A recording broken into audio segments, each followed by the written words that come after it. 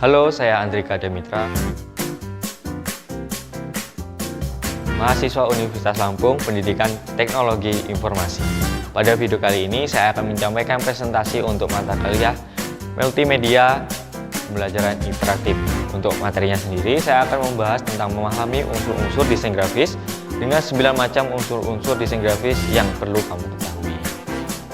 Yang pertama, kita akan membahas dulu apa itu desain grafis. Desain grafis adalah proses komunikasi menggunakan elemen visual seperti tipografi, fotografi, dan ilustrasi untuk menciptakan persepsi dan penyampaian pesan tertentu.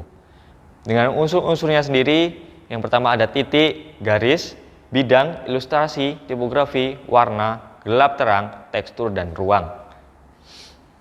Yang pertama, kita akan bahas apa itu titik. Titik itu adalah elemen visual yang memiliki dimensi paling kecil. Dan titik itu tidak memiliki panjang atau lebar serta tinggi. Dan titik biasanya digambarkan seperti berikut. Ada berbagai macam contoh titiknya. Titik biasanya juga digunakan untuk memfokuskan penjelasan dan sebagai sebuah tekstur dalam desain. Yang kedua, ada garis. Unsur garis adalah salah satu elemen visual fundamental dalam desain grafis. Garis didefinisikan sebagai kumpulan titik yang saling terhubung. Ada berbagai macam jenis garis. Biasanya garis dipakai untuk membantu menunjukkan arah serta membuat bingkai elemen dan berbagai macam fungsi dari garis. Biasanya garis digunakan untuk suatu penghias juga dalam suatu desain. Berbagai macam contoh berada pada gambar berikut. Garis tidak hanya berbentuk lurus, ada juga garis yang berbentuk gelombang, ada garis juga yang berbentuk setengah lingkaran juga. Yang ketiga itu ada bidang. Bidang adalah elemen visual yang mengacu pada area 2 dimensi yang dibatasi oleh garis. Bidang biasanya menampung elemen desain dan menciptakan keseimbangan pada sebuah desain.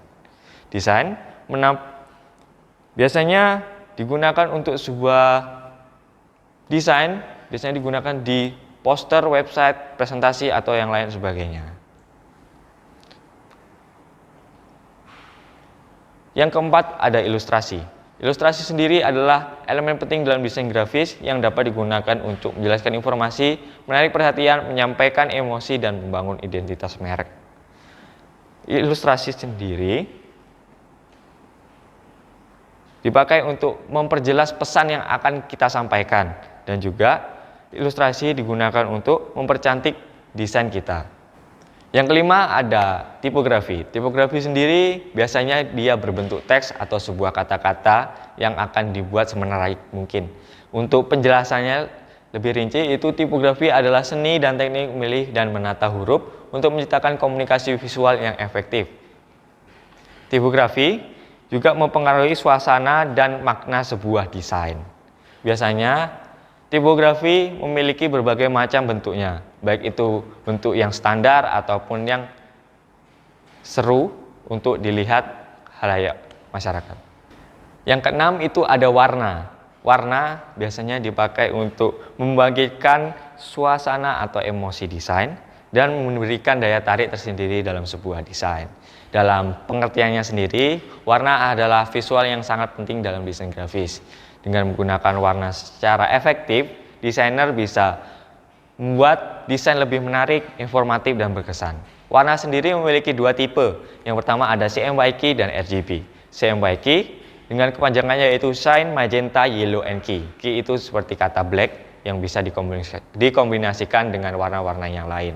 Kemudian ada warna untuk RGB. RGB punya kepanjangan yaitu Red, Green, and Blue.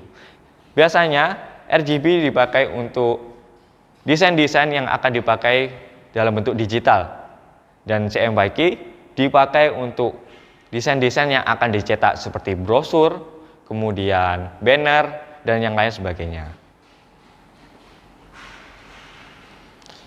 Yang ketujuh ada gelap terang. Gelap terang adalah elemen visual yang mengacu pada perbedaan intensitas cahaya dan bayangan dalam sebuah desain. Biasanya gelap terang dipakai untuk menentukan komposisi warna, mana yang akan lebih didominasi, mana akan yang diminimalisir pemakaiannya.